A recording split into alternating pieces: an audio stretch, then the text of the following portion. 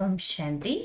तो हम दादियों के अनुभव जो बाबा के साथ रहे वो विशेष समझ रहे हैं।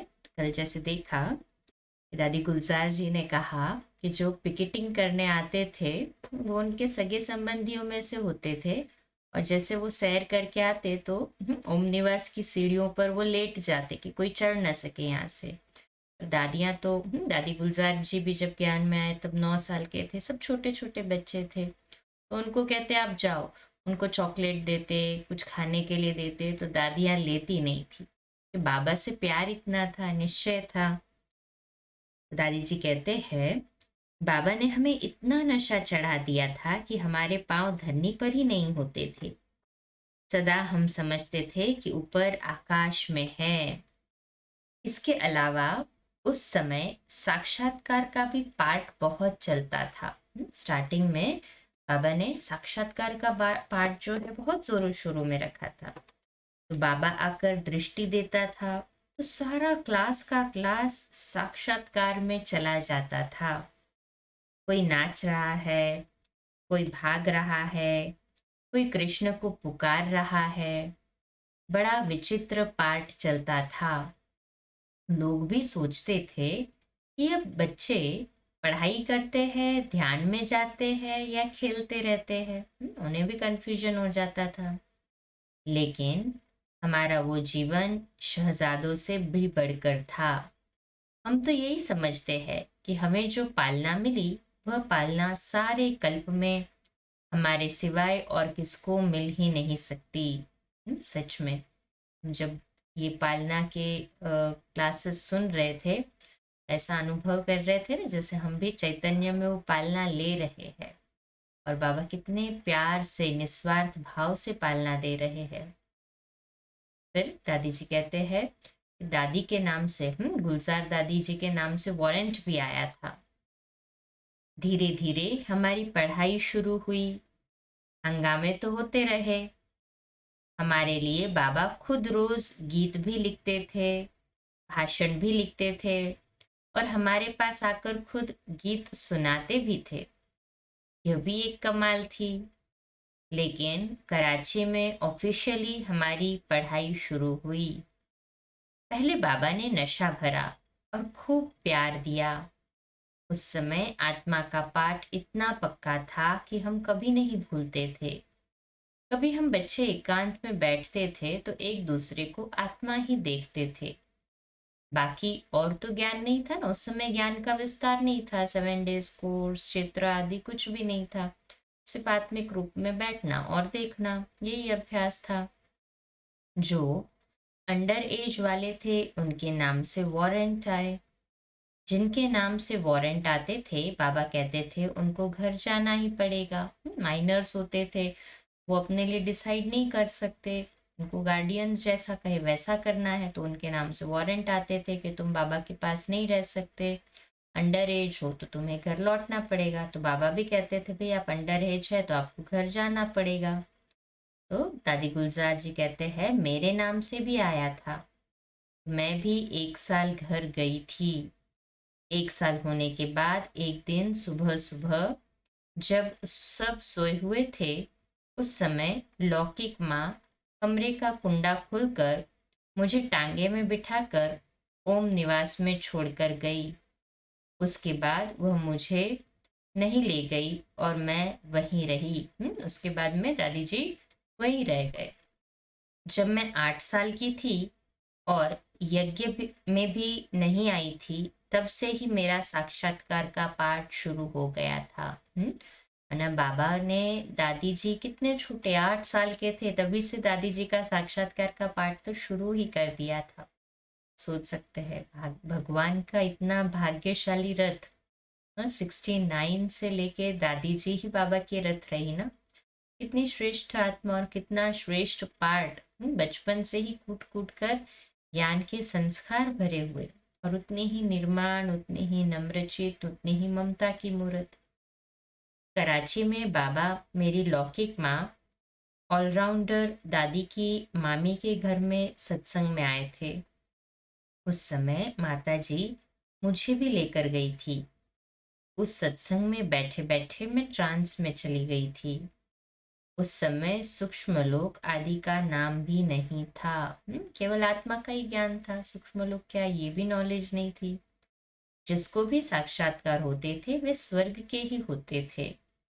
मैं तो इस यज्ञ में खेल खेल में पली हूँ और खेल खेल में ही पड़ी हुई हूँ। छोटा बच्चा कैसे खेल खेल में ही पलता है और बड़ा होता है।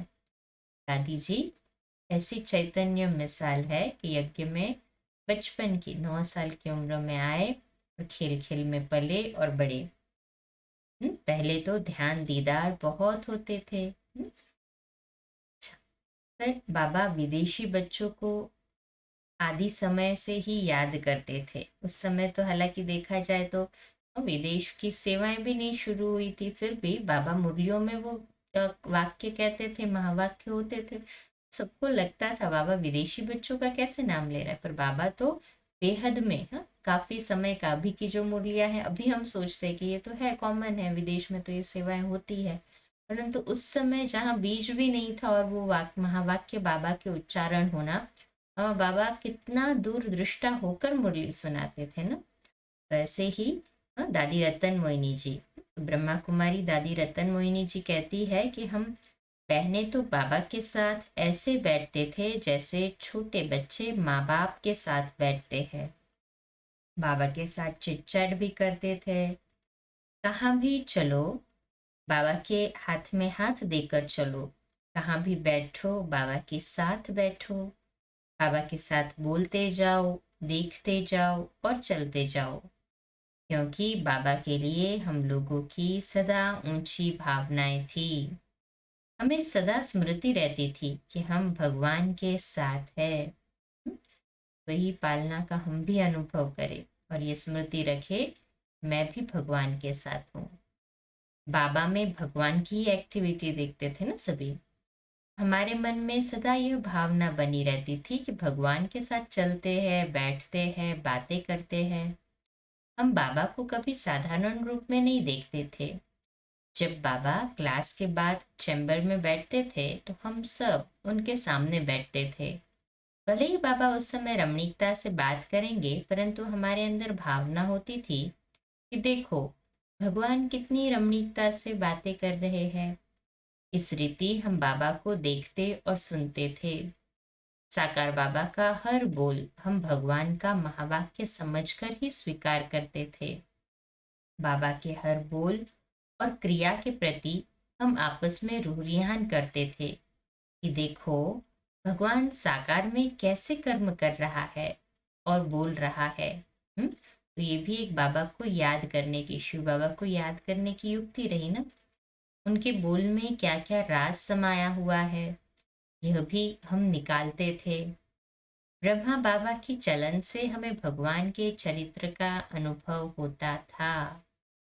हर समय हमारा ध्यान बाबा के चेहरे पर, बाबा की दृष्टि पर और बाबा के बोल पर ही होता था कि भगवान कैसे करते हैं और क्या कहते हैं। साकार बाबा को देखने का हमारा उद्देश्य यही होता था कि भगवान उस रथ द्वारा कैसे देखते हैं, कैसे बोलते हैं, कैसे कर्म करते हैं, कैसे बच्चों के साथ खेलपाल करते हैं। उस समय हमारे अंदर यह पक्का बैठ गया था कि बाबा बाबा तो है साथ में, इस बाबा में भगवान बैठा है, ब्रह्मा बाबा में शिव बाबा है। यह निश्चय करने के लिए हमें मेहनत नहीं करनी पड़ी। जैसे आजकल लोग पूछते हैं कि ब्रह्मा बाबा में ही परमात्मा आता है अथवा आया है, कैसे विश्वास करें। लेकिन अभी भी ऐसा प्रश्न, हाँ, दादी जी कहते हैं हमें तो, हाँ, अभी आता है लोगों के मन में कि हम कैसे विश्वास करें, पर दादी जी कहते हैं कि कभी भी हमें ऐसा प्रश्न तो आया ही नहीं। प्रैक्टिकल में महसूस किया ना, अनुभव किया ना। हमें तो हर पल और हर कदम में यही अनुभव होता था कि भगवान के साथ है और भगवान अपना यह काम कर रहा है और हमें भी ऐसे ही करना है। बाबा हमारे सामने एग्जाम्पल है ना, बस हमें फॉलो करना है और कुछ दिमाग लगाने का काम ही नहीं है। अच्छा, 2 मिनट के लिए संगठन में शक्तिशाली योग के प्रकंपन फैलाएंगे बाबा के घर के लिए।